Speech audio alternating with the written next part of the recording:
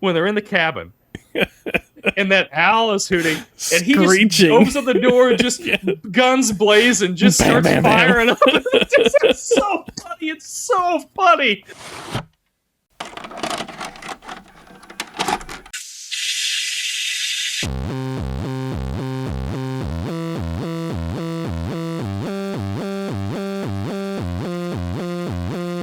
Your local video store card. A comic book in your back pocket. Games with no tutorials. Music you had to discover. And drinking water straight from the hose. These are the things us millennials remember fondly. We are the Jennings brothers. Join us after the streetlights come on as we race our bikes from the top of the hill right down memory lane. Exchange those quarters because this podcast takes tokens.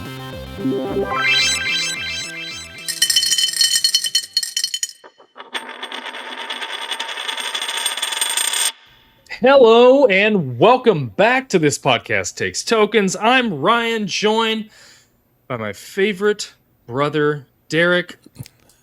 It's good to be here with you, man. Yeah. Today Only we're brother. talking... What's that? I said only brother. Oh, yeah. So, Well, I you guess can be my my blood. favorite. Yeah. Anyway.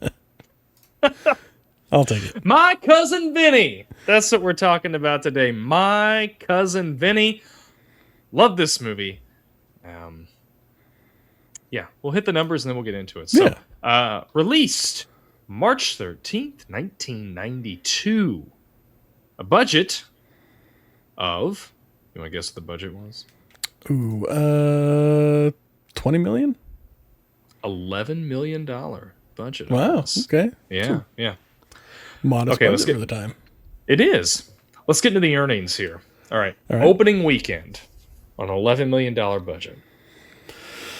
I'm going to guess 5. But I was thinking it was 20, but I'm still going to go with 5. Sure. 7.5 million. Ooh, okay. Wow. Pretty respectable. Yeah, very good. Okay, total gross US and Canada. That I'm thinking 60 million. 60 million. Yeah. 53 million. 53 Canada. million. All right. Worldwide. Let's see if you can not strike out here. Oh, I was thinking worldwide. Sorry. Okay. Worldwide, I was thinking 60 million. Sorry. Okay. 64 million. You came close Okay. enough. I'll give it to you. All right. It's between them. All right. Okay. Tomato meter. What do the Tomato critics meter. think about this movie? I think probably. I mean, like, this was a pretty well made movie. I'm thinking.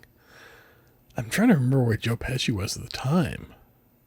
Yeah, He'd just come off of Home Goodfellas, Alone. right? Well, there was Goodfellas. When did Yeah. Home Alone came out in 90, I guess. When did Home 91. Alone 2 come out? It was 91? Okay, Home it was Alone 2 90. hadn't been made yet. 90 or 91, one of the two. Okay. Yeah. I'm gonna go 70. Something. 85% Oh, on wow. the tomato Okay. meter on this. Yeah. Excellent. Popcorn meter. I put down 80, but Okay. since you're telling me the tomato meter was in the 80s, I'm guessing about the same. 85? It was super close. It's 87 Okay. for the Yeah. popcorn meter. So, yeah, the audience and critics were just like right there with each Yeah. other. And I could see that. Yeah. This is not like a really divisive movie. This is kind of a movie that you No. either like or you don't like. I don't feel like Yeah. there's a lot of like division here. Yeah. I don't remember watching this one a lot growing up. I remember seeing bits and pieces of it. This is one of those ones that would come on cable and maybe I catch a little bit of it here and there. But yeah, I never, like, as a kid, this wasn't one that I put on myself and went out of my way to watch. And so I kind of missed this one, I think, growing up. And I never really watched it, like, in my early 20s or in high school or anything like that. Yeah. So this was kind of a fresh watch for me. And I gotta say, I enjoyed it a lot. It was a lot of fun. It was actually, it was really good, I thought. Yeah, it is really good. I didn't watch this movie until I was in my my mid-20s, I guess. My mid-20s when I watched this movie for the first time. That's a good place. Yeah. I don't remember if it was on Turner Classic Movies or not, but there was a point in my life where I was going through like a bunch of older movies that I hadn't seen, and this is one of them. And man, I loved it the first time I watched it. I loved it every subsequent time. Like it's so funny, and it never like watching. I can watch it multiple times, and like it's still funny to me. Like Joe Pesci is a great dramatic actor. Goodfellas, Casino, like he's great, but I think he excels at comedy. He is so good at comedy. And through the 90s, he did so much like comedy. I thought he was a comedic actor until like I started going back through and seeing him in like Goodfellas and Raging Bull and all that, and not realizing that he came from drama. So like the part in Goodfellas where he's like, like what do you mean I'm funny? Like funny looking, like what do you mean? Yeah, funny like a clown. Yeah, like all that. I thought like that was kind of a joke or an homage to him being like a comedian. Yeah. But no, like he is a funny guy for sure. Oh yeah. But yeah, like I grew up thinking he was a comedian. Let's see. Yeah. But this is a very honest movie. Like as far as the characters are concerned and everything, like they're all very like they feel very real. They feel very tactful, like tactical, like people that you would meet and you could know, and they feel well-rounded. Like they don't feel like they exist only for like the 2 hours that they're on the screen. They feel like they exist outside that. Like they had a life, they came in, we got a little snapshot of what's going on, and then they continued on down the road. And it's just really well written, and the characters are really well done too. Like I said, they just feel real. It's like even like the sheriff or the prosecuting attorney, which I can't remember what his name is. He's the dad in Son-in-Law. Yeah. I can even see like where they're coming from in it. Like I don't feel like there's like a real outside. There's of the no guys antagonist. No, there's not really an antagonist. Like everybody is like, the sheriff. Maybe he didn't do the best job at like getting information from these eyewitnesses, but being like, clear in the beginning. Yeah. But he's like legitimately like this is a friend of people in the town that got killed, and he's like they're legitimately trying to find the people that did this, and they want to take him to justice. Right. And you can totally get that. You're like, that's fine. Like, I mean, it's, we want our guys to, get off because we know they didn't do it. But like from the point of view of everybody else in town, you're like, oh yeah, like this, they shot this good guy that was a member of the community, that's just, he was working at a convenience store and he got shot. So the judge isn't a bad guy. He's just he's just stern, and he's very like adamant about like upholding his court and procedure and everything. And that's not a bad thing. He's not being malicious with that. He's just being thoughtful and thorough in his job. And like there's not a bad guy in this movie other than like whoever actually shot this kid in the beginning and then got arrested 2 towns over or whatever. Other than those guys who we don't ever see, there's no bad guy in this movie, which I think is great. Like there's obstacles, there's things that have to be overcome, there's procedure, and which, speaking of which, the director Jonathan Lynn he actually has a law degree and wrote this in the most realistic legal proceeding way that he could, and it's often praised for that, for being so authentic. And that's just fascinating, because I'm watching it and I'm thinking, like, the whole thing comes up where he's like, oh yeah, I'm gonna smooze the guy and I'm gonna get access to his files. I was thinking, aren't you supposed to have access to like the DA's file? Like everything's supposed to be shared back and forth. Like you can't have any surprises and whatnot. And then like maybe like 5 minutes later, Marisa Tomei's character is like, you're supposed to have access to that stuff. It's in the because book. She read the law book. Yeah. So really, like, the only antagonist is Vinny getting in the way of his own self. Of himself. Yeah. Like, if he was just, I wonder, like, if he was straight with the judge from the beginning, like, look, I just got my law degree. This is kind of my first case. Would the judge have let him proceed? Like, like, this is my family and I want to protect them. And, like, you know, I wonder if he would have let him go through with it. Yeah, I don't know. Like, I could see that going both ways, but then I could also see, like, the judge being like, with as high of a standard as he holds the court system to, I could see him being like, well, I want these boys to have the fairest chance of representation that they can have. So maybe I don't want you to be to be litigating for them. I don't know. It's a high profile case. You want to make sure everything, all the boxes are checked and whatnot. So I suppose it makes sense. Yeah. Man. But it's funny that you mentioned that the how close this follows like actual procedure and everything, because I had read the same thing, and I had even read that like some law schools will actually show this to their students, like they'll show this movie to them so they can really like understand like courtroom procedure and stuff like that. Which I thought was really cool. Like, right? They're teaching courtroom procedure through the caricature of somebody who doesn't understand courtroom procedure. Yeah. It's just, it's funny. Man. It really is just, gosh, this movie is. That's good. It was a lot of fun. Good. It's so good. I'm kind of disappointed in younger me for not actually ever watching this or understanding it or getting it. But hey, I did now and I got it. Yeah. Yeah, it's a lot of fun. Speaking of the DA, like, I feel like, I might be wrong here.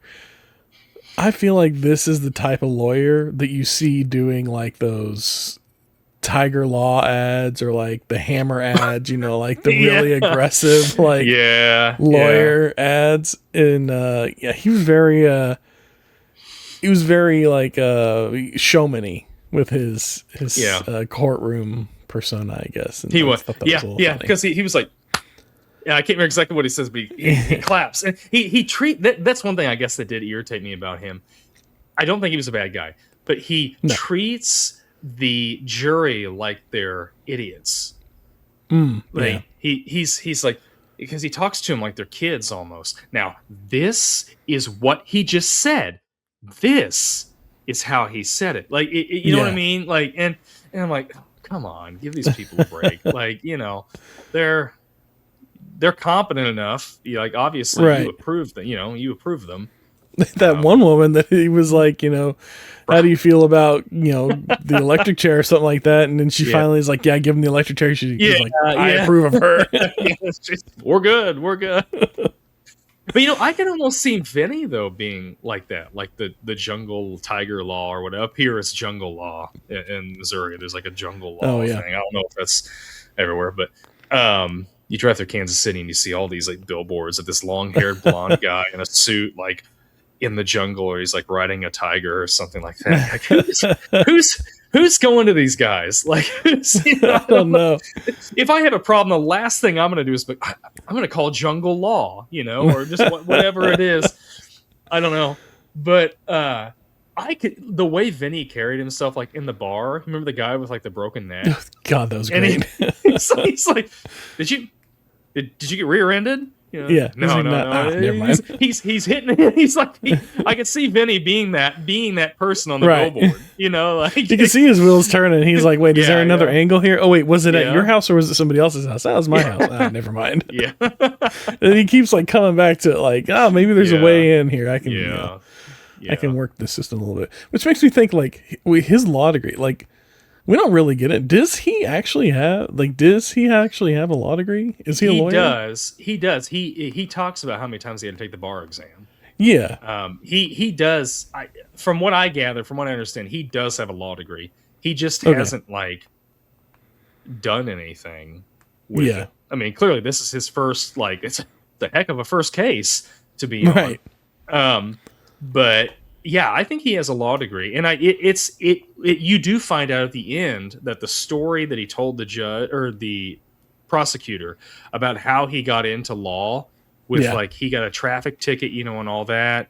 That was actually true because Mona actually calls that judge, and he's the one that sends like the phony information about like him being, you know, some lawyer that's done all these cases or whatever under a different name for whatever reason. Yeah. I would have liked to seen a flashback of that scene with him just going on the police officer, like getting out of the speeding ticket. I think that would have been fun to see. That would have been fun. Absolutely. Man, how old was Pesci at this point? He had to have been. He's got to be in his 40s or something. Maybe. Yeah. And Marisa Tomei is like 28. Yeah. In this movie. And there's an age gap. There's a gap. There. Yeah. There's a very noticeable gap. She said like 10 we've been engaged for like she talked about like being with him for like 10 or 15 years, and I was like, when did y'all meet? Were you like a teenager? What's he's Vinny has to be like the character Vinny has to be younger. Yeah, and I think they're downplaying him and they're playing her up, and they're trying to meet them within like a few years of each other for sure.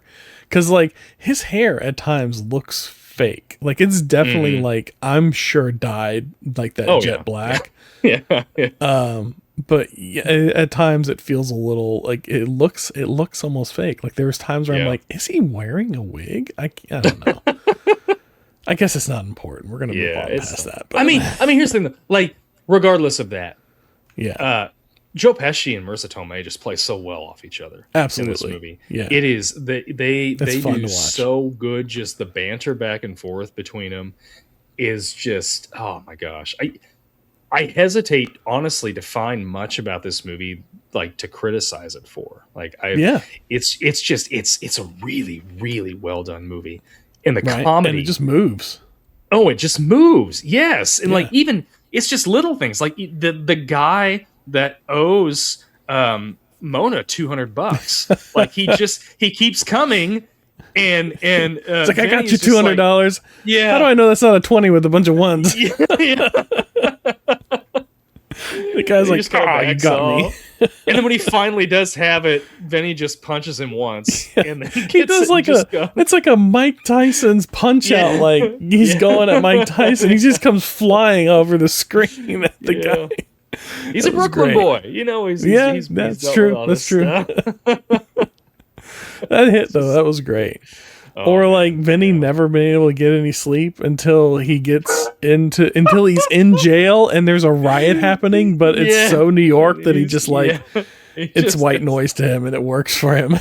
Let's talk about this. All these different things that he like the whistle at 5:30 in the morning. How does anybody in this town get any sleep? Well, that's everybody's wake up call. It's time for everybody to wake up at 5:30. That's what the guy at the restaurant said.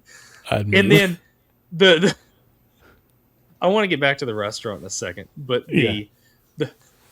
I think the funniest part in this, well, I don't know, it's hard to pick out a funniest part, but one of the funniest parts of this movie is when they're in the cabin and that owl is hooting and he just opens up the door and just guns blazing, just starts firing up. It's so funny. It's so funny. It was the greatest. Like he's just laying in bed and there's just like this like this loud like screech, and it's like, what is that? What is going on out there? Yeah, I can't imagine waking up to that. That would be terrifying. I'm sure it was, but man, like just the point where he's his only option is to just grab a revolver and just bam, bam, bam in random order. Oh my gosh. The first time I saw that, like, I remember I had to pause the movie. I was laughing so hard. Yeah. And like every time I watch it, I still am rolling. It's just, oh my gosh. Oh yeah. It's the way Pesci just comes out there and, you know, and it's just, it's like Pesci delivers lines very well. It's funny. But it's also like the physical comedy that he has. It's just like the way he carries himself in this movie and everything. Oh my gosh. It's just so the restaurant scene where he's like the grits come out and he doesn't know what they are. And he like bends down and like kind of stops and then goes down the way and smells the grits. And he just puts like a little bit on the end of his fork and kind of like touches it to his tongue. Yes. I like whenever they open up the menu and they're looking at the menu and they're like, I don't know, what are you thinking? And he's like, I don't know, what are you thinking? And he goes, I guess we'll have the breakfast. And the menu's just got breakfast, lunch, and dinner. That was great. Oh my gosh. Yes. But again, it's like both of them, like, they're like, I'm crying here. Marisa Tomei like looks at him, and they both. It's just like they're both like, okay, what are we gonna do here? Oh my gosh, it's one of those moments where you're with somebody and you're like, okay, we're gonna laugh about this later, but we can't laugh in front of this person. Yeah. We have to play this straight. So, but we both understand what's happening here. Yeah. And then you play along, but later they're having a good laugh about this. Yeah. Breakfast lunch. Which I like how like this whole like all these like opening things are setting up all these ways that he's gonna tear apart these eyewitnesses on the stand. Like with the thing about the grits and the mud and like all these little things that like kind of happened in the beginning. And you think to you're instantly met with, oh, he's not incompetent. He's paying attention, and then he's stitching all this stuff together later. Like he's recognizing things and then making connections. And it's like when he's talking to Ralph Macchio's character, I can't remember his name, and he's talking to him about like being, or I think Ralph Macchio was describing him to his friend Stan about like being able to. He could see the magician and he could see the tricks, and he was just like tearing apart like the tricks for the magician and like wasn't giving him an inch, and like he knew how everything was done because he can read people and he can read situations, and that's what makes him a great lawyer. And it is like that's what worked for him. And I'd be curious to see like a My Cousin Vinny 2 or something. Yeah, that'd be interesting to see. Yeah. I don't know. At this point, it would be like My Grandpa Vinny, I suppose. Yeah, I think the ship has sailed on a sequel to this, but that's okay. I'm watching this. Friend. Yeah, go ahead. Talk to me about the friend. Stan seems like a chill hang, like just a real low key, like no problem, go with the flow type of guy. Who just man. That kid just panicked so quickly. Like he was just like, I want to change lawyers. Well, I mean, wouldn't you? Like maybe, yeah. I mean, he's not, what's that guy doing for him? He's doing nothing for him. He's fumbling over. Oh no, I meant like originally whenever he wanted to get off of Vinny and go with the public defender. Oh yeah, and then he switches it back again because Vinny's like suddenly good. Yeah. And then, like, whenever they're talking to the police and everything, and he's just like, "What? No, I don't want." And he's just like, the whole thing could have easily been wrapped. This movie could have been wrapped up in 10 minutes if there was just a little communication with the sheriff and Ralph Macchio. Just a few keywords. Yeah. I was thinking the same thing. Like, I'm watching the beginning, and I'm like, okay, like. There's a miscommunication here. I get it. Like that's how this is going to start. The arrest is plausible, and I'm thinking, at the point where I'm like, okay, this is going on entirely too long. We get the hammer drops about like the murder charge, and I'm like, oh, okay. Like if that had gone on, I feel like just a couple lines more, it would have been way too much. But I feel like they dropped it just in time to save it. Yeah, I agree with you. And I think you had to get. They had to get all the miscommunication, the misunderstanding in there, because otherwise, like the guys aren't gonna like of course, like, hey, we just accidentally shoplifted a can of tuna, like that's all we did, and then like I said, 10 minutes. Oh, sorry or whatever. But I don't know. Maybe they wouldn't have, because at that point they still thought they had the right car and everything. Yeah, they just didn't have the murder weapon. But which I'm surprised they could build mount such a a large arrest, I know, a case against them without a murder weapon. Like I would think without a murder weapon, it's a pretty hard. Well, I guess like if you got eyewitnesses and you have a body, but like what's the motive? I guess they're I don't know. And they're supposed to be going on their way to college, right? Like they're going from New York to where were they going? UCLA, I think, right? I think that's right. Was it? I think so. I think it was somewhere in California. Somewhere in California. And all they have, like, you see, like, over the top of their car, like, they're going off to college. And they've got, like, a bunch of, like, college swag in the backseat and a cooler. And that's it. They're just, that's it. They're going to college. They're going to college. Yeah, that's what they're doing. I don't know what else you need, I guess.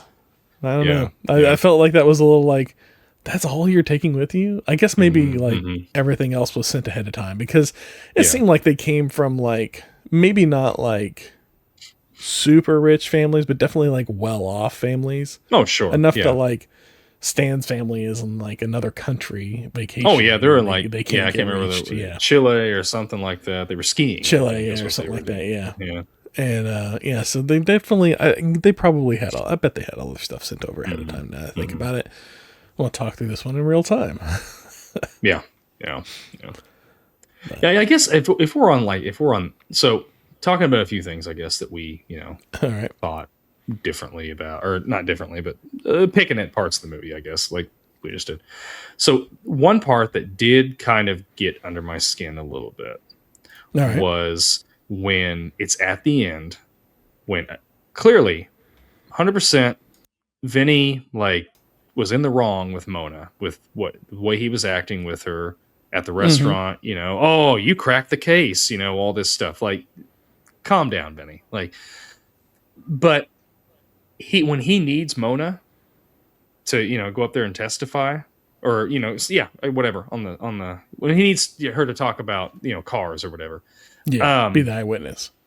She is, even when she's getting pulled in there, she's like not wanting to do it. And I'm like, you're like, you're so mad at Vinny that you're like willing to possibly get these kids to get the death penalty because you just don't want to talk to Vinny right now.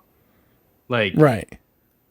That part kind of bugged me a little bit because I'm like, come on, like Mona, that seems out of character for her, but she seems like, she'd be mad at Vinny, but it seems like at Vinny, but it seems like she would be, thinking about those guys and being like, okay, I need to at least help get them off of, this charge. Yeah. Well, to come to her defense a little bit here, I feel like she's still in the heat of the moment. And, whenever you get that hot, you're just seeing red, you got that tunnel vision happening. And she was pulled into the stand, which probably caused her to be like a little more like aggravated just a little bit more. And it took her a little bit, but she did like start to like that faded as like things proceeded. Like he kind of was able to chip away at it a little bit here and there. And then she was like, comes around and she's like, oh yeah, okay, I'm gonna win, and like helps him out. And I think, if I remember correctly, she tells him later that she was on the phone with that judge that he knew. Oh, that's right. That's why she was. And that's the phone call that she was making. So she was already like forgiving him, but she was still mad at him. Like, if that makes sense. Yeah. Like, she can be mad at him, but still be wanting to help him. But I feel like him pulling her into the courtroom was she was like, no, this isn't happening on. She was so focused on like how mad she was at him that it took a minute to snap her out of that and then bring her back around to, okay, we actually have something we need to do here. Yeah, we need to help these boys out. But I felt the same way. And this is, again, like, if it would have gone on just a little bit longer, I feel like it would have been too much. But where they dropped it and where she started, like, coming out of it, I was able to forgive the character for it and look past, be like, oh, okay, we're good. Like, we got there. Like, and they didn't drag it out too long. I feel like that's kind of the story of this whole movie. And it's written into Vinny's character too. It knows when to get out. The case is closed. He gets the verdict. You know, they're released, and Vinny's like, I gotta go. I gotta get out of here before the judge finds out who I really am. And that's kind of like all the little bits throughout this movie are kind of like that, where they're just like, okay, like we've pushed this to where we need it, where we can get it. We shouldn't push it anymore. We're gonna cut it loose. We're gonna move on with the story. And there's no wasted anything in this movie. I feel like everything kind of has a purpose and serves to the story, and I don't feel like there's any fat or anything on this movie. If anything, I could have gone with a little more. Like, I could have done a little bit more of this. I could have done another 5 or 10 minutes on this movie. I don't know where, but I could have seen another 10 minutes on this movie.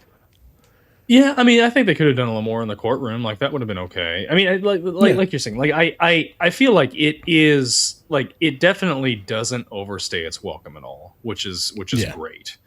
And I think what's there makes for a complete movie, and it makes it like it's great. It's a great movie. Yeah. But yeah, I would have been okay with a little bit more.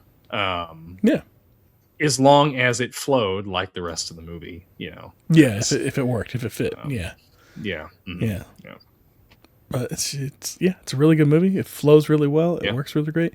I'm sitting there watching the movie, and she's got that camera, and she keeps like taking pictures of things here and there. Yeah. And I'm watching it, and I'm like, man, it would be really great to just like to get a hold of that camera and see what she took pictures of, and then at the end, like they're in that diner section, and she's showing them the pictures, and we get to see all the pictures. I'm like, I even got paid off on that. I got to see all the pictures on the camera. Yeah. This is awesome. I mean, one of them is Vinny in the shower, but that's fine. Right. What was there was one we didn't see that, what was it? He was doing something and she took a picture of it. It was like him from behind. No, it was like him.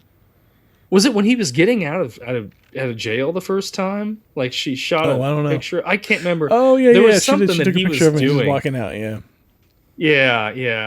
I can't remember. There was something else I can't remember now. That he was doing something that was. It was almost like she was taking a picture because it's like, oh, this is kind of touristy. I think it was whenever they first pulled in. Was it whenever he was working on the car, when he was looking at the car and she took a picture of him? Yeah, that's what it was. Yeah, that's exactly what it was. He was looking under the car and she took a picture of him leaned under the car. And he goes, you look like a tourist. And she's like, I look like a tourist? Or he's like, you stand out like a tourist or something like that. And she's like, I'm the one that stands out. Look at you. Yeah. But yeah, that was that. It was that. I don't know if we got to see that. Maybe we did. Because he said something about like, oh, look, there's a picture of me from behind. Thanks. I didn't feel like I could feel any lower. As he's going through the photos. Yeah, that was so probably that may have been the one. Yeah. Although, well, I'm not going to pick that apart. Okay. I like how this is kind of like, it's also like this, I don't know, battle of dialects. Like you've got like the Southern dialect and you've got like the New York dialect, and they're both just kind of like two Utes. Like, they're just like, they're not quite understanding one another. Yeah. And it was a good like fish out of water mechanic, I guess, if you will. It was fun to play with. Yeah, the two Utes. Yeah. The two. What? Utes? What's Utes? Sorry, Your Honor. Youths. Okay. Did you notice when he first goes into the prison to meet with the boys, and when the jailer walks out, he tips him. He puts like some money. He gives him some money. I miss that. Yeah. I'll have to go back and see that. I missed that. It was just good. Like a little thing that I thought like it really speaks to his character and like where he comes from, because I'm sure like it's, you tip everybody, with Brooklyn or whatever, whatever. Right. Like if somebody's helping you out with something, you give them a tip. And that's what makes the character so good, I think, is it is like this fish out of water thing where he's never been down here. He has no desire to come down here, but he's going to come down there to help his family out. And it's just him trying to understand life down there. And he has no idea what he's doing. Yeah. Yeah. Just doesn't get it. He doesn't mesh. It doesn't work. But then I feel I feel like him and the judge got together later on and shared a drink and laughed about it. Maybe. I don't know. Yeah. I could see that. Speaking of, Oh, do you think Vinny continued to practice law after this? Oh, I hope so. He should. He did a great job. Yeah, he should.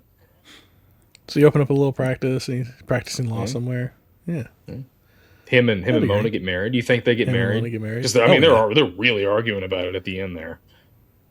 No, I think they do. Yeah, I think she's just giving him a hard time. She's just giving him a little back the way she got. Yeah. That's just how they process. Like you've seen those couples that like they bicker, but then like you try and jump in there and defend one of them, and they're like, "Hey, whoa, this is our thing. Like, what are you talking about? Yeah, like, yeah.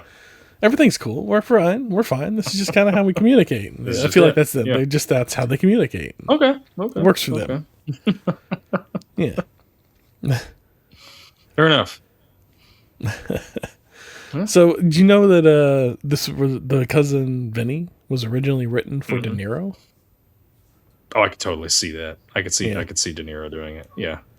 They wanted De Niro, but apparently the producers of the studio producers or studio heads or whatever said De Niro's a dramatic actor. He doesn't do comedies. This doesn't work for him.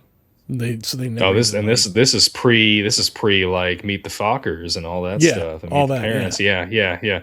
So they never presented it to him. Although he had done he did a movie before this called like The Comedian or something like that, where he played like a stand-up comic. Yeah, I think so. Okay. Maybe it was around the same time. I don't remember.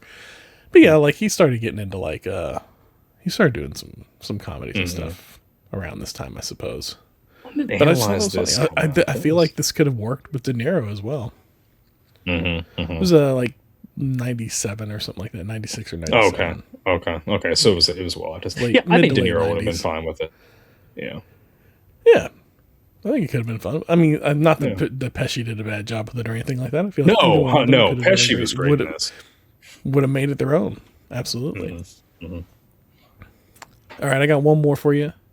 Yeah, sure. It's a little story I heard from Ralph Macchio. He was telling on Rich Eisman's show about on the set. So like him and his wife are there and like they're filming and everything, and they go back to this like rented house that him and Pesci and all these people are staying in, and they're on their way back and they hit a deer, and they left the deer on the side of the road or whatever, and they pull in to the driveway, and his wife's upset. She's like, "Oh, we killed a deer," and she feels so bad about it, and she's crying and everything. And Pesci comes up to the car, and he's like, "Well, what's wrong? What's happened? What's wrong?" And he explains, "Yeah, we hit a deer and it's dead," and she's upset and so on and so forth. And he's like, "Oh, don't worry about it. Like, things happen." He's real sweet about it. He's like, "Stuff happens. Don't worry about it. Like, it'll be okay." And he's like, "I gotta go do the thing, so I'll see you down there." And he gets in his car and he goes to leave, and he gets down to the end of the driveway, and he stops, and then he backs it up, and he rolls down the window, and he calls out, "Deer killer!" And then he just leaves. I thought that was really awesome. funny. Yeah, that's good. So. That's all I got. That's it was all a good Pesci. movie. It was a fun movie. I appreciate you making me watch it. Yeah. It's fun. It's fun every time I watch it. I really enjoy it. And yeah. All right. Well, left? I don't. That's all right. That's it. I'm tapped out on My Cousin Vinny. Let's ramble on out of here then. Let's ramble on out of here. Yeah. Or do we want to do the? Do we want to give our rating on this? Oh yeah, token rating score. I keep forgetting about that. Yeah. Thanks for reminding me. Yeah. All right, My Cousin Vinny token rating score. Let's go. All right, so first time watching it. I'm going to call this my first time watching it because this is my first time really watching it. I'm going to give this a 90. It was a great watch. I had a lot of fun with it. How do you feel? I'm going to give it a 90 as well. First time I watched it. I thought it was really, really funny. Really enjoyed it. And on the rewatch? I'm going to give it a 95 on the rewatch. 95? I liked it. I liked it. Every time I watch it, I like it just a little bit more. Excellent. Yeah. Excellent. Technicality. How do you feel like this movie did on its technical achievements? I'm gonna give it, honestly, I'm gonna give it 100 because like I don't feel like there's anything in there that I thought technically was bad. Like, I mean, there's no special effects, like there's no like the set pieces all look great. They, nothing looks out of place. Everybody is very competent with their job when they're acting. I would agree. I don't see any reason to knock it any. So 100. I would agree. I give it 100 too, and especially because like so many people praise it for its technical achievements about how well it represents law procedure. So yeah, I got to give it 100. Yeah, I would agree. Rewatch. How likely are you to rewatch this one? Oh, I'll give it a 95 simply because I would give it 100. I will rewatch this. I don't know. I'm not sure. It'll be within a year, but I don't know exactly. All right. When. I don't have it like, you got like our Christmas movies. We're like, 100. We're watching this on Christmas. But yeah, 95. There's not a lawyer day movie.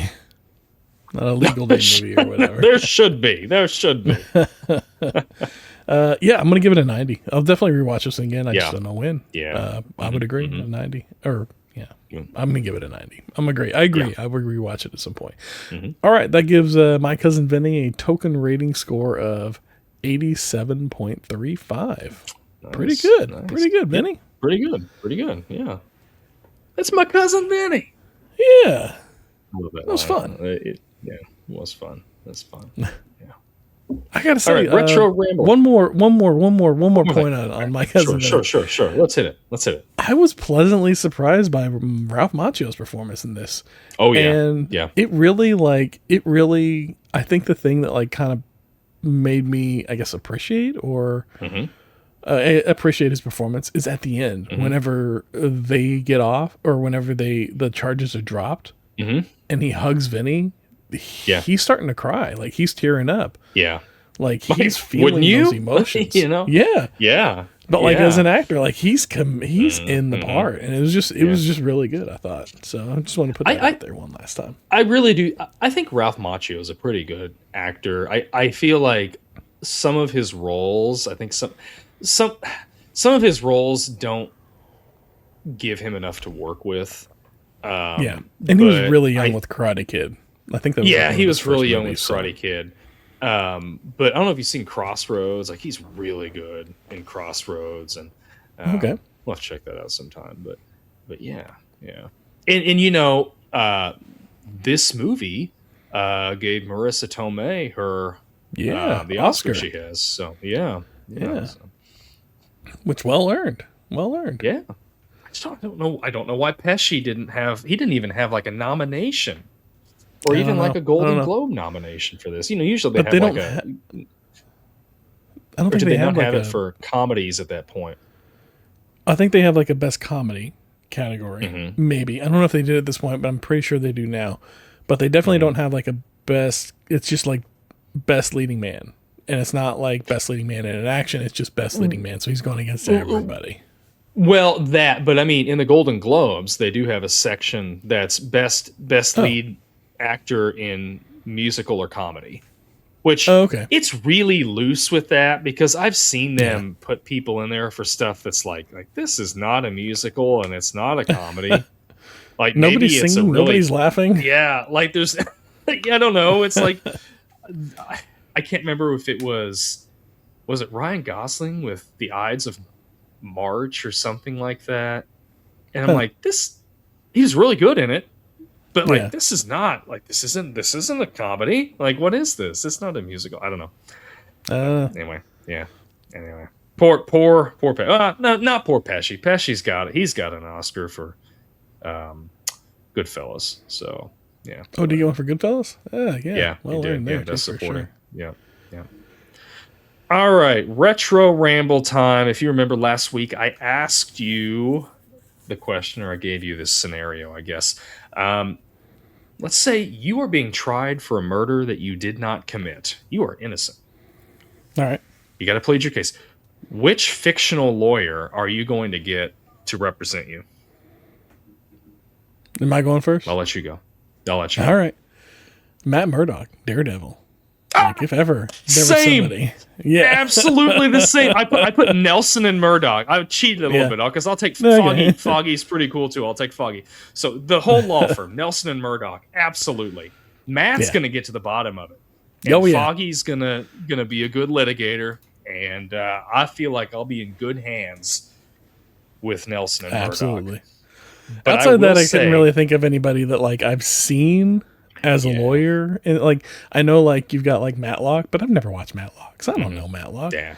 Or Perry Mason. Like I don't know. I've never really watched. I guess I watched like the HBO like redid it recently or something a few years back, and I watched a little bit of that. But it's still Franklin and Bash, I suppose. Yeah, I'd go Franklin and Bash. They're pretty good too. But yeah, Matt Murdock. That's what I went with. After watching this movie again, I'm like, maybe I would pick Vinny. I felt like Vinny was like the obvious choice with the he was. After watching this, but I mean, Matt Murdock, hands down, he's gonna. That's figure a out what's slam dunk guaranteed win. Yeah. All right. Plus, he's gonna flush out the corruption, so win-win. He is. Yeah. All right. I got some gum under the seat for you. What do you say? Yeah. Let's do it. Okay. This one came across YouTube on our Warriors episode. I don't remember if you remember our Warriors episode. Come out and play. Do I remember our Warriors? Oh, you were asking the audience if they remember our Warriors episode. Oh no, I was asking you. I was being cheeky. Because I did not enjoy the Warriors, but you hated really it. I wouldn't say I hated it. I just didn't get it. I didn't understand it. We didn't watch the same movie. If we didn't watch the same movie, there's that too. No. So, Mike F4R4O with the unique username there was not pleased with me. He says, Griff's, yeah, right. This is starting comment. Okay. 9 minutes in, I can see why you guys have practically 0 views, which I will have you know. We have almost 20 views on that episode. There we go. On YouTube. It's a great movie. My Kempo instructor said it was the most realistic fighting he had ever seen in a movie almost 10 years after. I was in New York City later, hanging out at 2 in the morning on the subway, so I can say some of these gangs do exist. Only thing I didn't like was the comic book connections to the Greek army. See, Cleon was the leader who gets killed at the beginning. If you're going to review movies, watch the effing thing. Anyone who was old enough to see the movie when it came out would not be a millennial. Okay. Sure. Good for you, man. Good right. For you. That's a very, very strong stance to take on this particular movie, which is fine with me. Like, hey, this is your movie. If he's going to die on the Warriors Hill, I'll let him die there. That's fine. And for the record, I loved the movie. And we watched the movie. And we watched the movie. And it didn't come out when we were growing up. But I watched it. I discovered that movie when I was in high school. So whatever.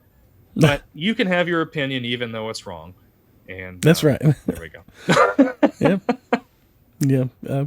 I like all the qualifiers he's got, like his Kempo instructor describing the fighting as real and being in New York and seeing these gangs in real life. Maybe he is that solidifies it. Maybe he is. Maybe he think he was one of the mimes. I think that's it. I think he's upset because I think he's probably a member of the Baseball Furies and is upset that we didn't give them the recognition they deserved. No, that's true. That's true. So, of all of them, that was a pretty good one. The Baseball Furies. Although they felt like they belonged in Kiss or something. They did. Yeah. All right. Well, we'll move on. Let's see here. I was talking about Galaga being the number 1 game for me. Oh, yeah. And Parker Peters Plays says, this is how I feel about Mrs. Pac-Man. Yeah, I feel like that's probably why like Pac-Man and Galaga are so often like paired together. I mean, obviously they're both owned by Namco or whatever, but they work really. It's a great pairing because they're not the same, but they're similar enough in the gameplay, I guess, or the way, I don't know, something about them. Like it works together. Mixed Pac-Man, that's a great one too. I love whenever they got the machine that's got the Pac-Man and the Galaga, because I can kind of play both, which is fun, which is what I have. So that's it on that one. Yeah, I like it. Lynch Media, on the same subject, says, I feel the same way. Galaga and Miss Pac-Man are the machines I instantly sniff out and play. I bet they're excited too whenever they're in one machine. Or maybe not. Maybe they want them in separate machines, Who knows? One in each hand, I suppose. I don't know. How would you do that with... I mean, I could see with Pac-Man, you can move them with each... Yeah. I don't know if you got it wide enough, maybe like one finger on the stick and one finger on the button. Somebody's done it. Somebody's done it. That's right. All right. Well, I'm going to leave that there. Gum under the seat. Leave us with your comments. We'll read them on the air. We got a few more. I'm saving for next week. Yeah. But yeah, I love reading the comments. I love seeing what people have to say. Even if you just absolutely hate us like that person earlier because we have a different opinion than you, go ahead and leave it on there. Yeah. I would prefer this wasn't all negative, but that's fine. If that's what it becomes, that's what it becomes. A comment's a comment. An interaction is an interaction on YouTube. Right. YouTube sees it as an interaction, and that helps us regardless either way. So I'll take it either way. So I had a few gum under the seat here. Right. One, my buddy Elliot, loyal listener to the show, he texted me this week, and he gave me his top 5 video games with a few honorable mentions. We did that one so I like this. It's with the comments and stuff. It's been a pretty popular. I feel like we should have made this entire podcast about video games. It seems to be about video episodes. yeah. So let's see what he said here. He said the top 5 video games is really hard because it all depends on why or how you're rating them.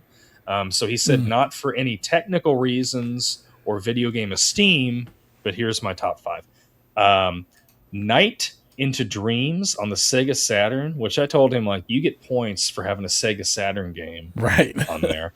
Never even heard of that one. Oh, I've heard of it. I've never played it. I've never even been able to, I'm sure I can get on eBay now and find a Sega Saturn, but I've never seen one in the wild anywhere. 4 was Elder Scrolls Oblivion. Great game. Put a lot of hours in that. 3, Splinter Cell Chaos Theory. And then he said in parentheses, but all of them.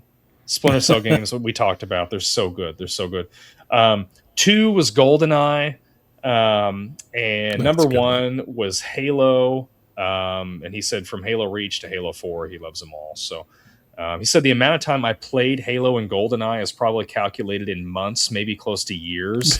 I couldn't in good conscience put anything else in number 1. And then his honorable mentions are Ocarina of Time, WWF No Mercy, Wario Land 2 for the Game Boy, and Burnout 3. So great list. Good little mix, yeah. Especially with the honorable mentions there. Yeah. I like how a wrestling one gets put in almost everybody's, at least as an honorable mention. Those N64 wrestling games were so good. Yeah. They were so good. I don't know why I haven't bought one. I've played them, and I've got a 64, and I've just never purchased one. And I can probably get it pretty cheap, I'm sure, off eBay or whatever. But I got a couple. Yeah. No, I usually don't spend more than $20 on a retro game. So they got to be fairly cheap. Yeah. But I've seen them, especially the WCW one. I see that one a lot. No Mercy. Yeah. And then our last comment here that's on this live episode.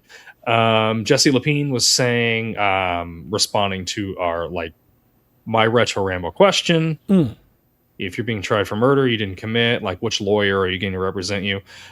They said Atticus Finch from To Kill a Mockingbird. Another great choice. Another great choice. I bet that's your wife's, isn't it?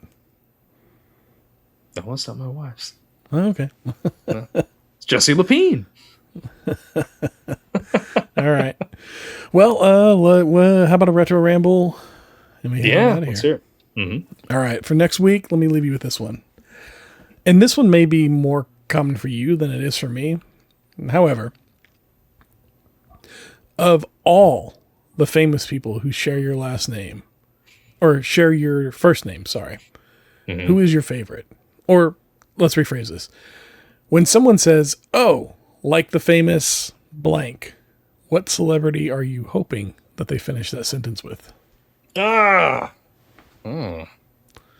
Okay. Well, this might be kind of fun. Yeah. Who's your favorite namesake? I may not have the answer that you're thinking. No, you got more options than I do. That's true. I'm like trying to think of any famous Derricks. Yep. I may have to go fictional on mine. Jeter, I guess. Yeah, that's true. There's a Jeter. That's true. There you go. None of them spelt the same way, that's for sure. Yeah. Well, Good with luck. that, next week we're going to be doing this retro ramble and our next movie, Unbreakable. This is a fan suggestion episode, so we appreciate that. And we're going to be doing Unbreakable fan suggestion. Yeah. So thanks for watching. Thanks for listening to This Podcast Takes Tokens. Make sure you don't miss a single episode. Subscribe wherever you are. And as always, be kind, rewind. Until next time, see y'all around. See you guys. Thumbs up the video.